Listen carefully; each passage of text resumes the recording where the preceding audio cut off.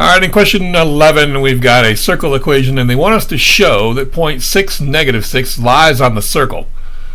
Okay, so we've got this x minus 3 squared plus y plus 2 squared is equal to 25.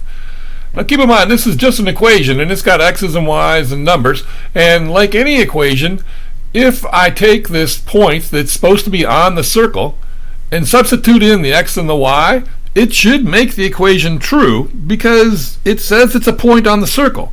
So if I replace the x with a 6, it's going to say 6 minus 3 and then squared. And I replace the y with a negative 6, so that's going to be negative 6 plus 2 and that's squared. It should equal 25.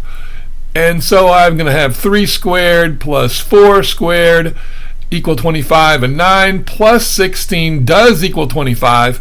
The fact that when I substitute the point in, it does make it true, proves that it is on the line or on the circle.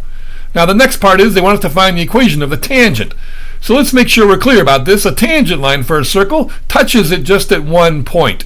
And this is basically what's going on. Now you may remember that a line drawn from the center to a point of tangency on a tangent line always creates a 90-degree angle. So these two lines, the line from the center to 6, negative 6, and our tangent line are perpendicular to each other. So to write the equation, we need a slope and a point. Well, we've got a point at 6, negative 6, and all we got to do is figure out our slope. So we're going to find the slope of CA, which is negative 6 plus 2 divided by 6 minus 3. That's going to give us negative 4 over 3. That's this guy's slope. Now, our slope is going to be the opposite reciprocal. And so all I've got to do is take negative 4/3, make it positive, and flip it upside down. That's my slope, 3/4. So now I've got a slope for my tangent line and a point for my tangent line. And all I got to do is write the equation. And they aren't clear about what kind to write. So in this case, point slope should be perfectly acceptable.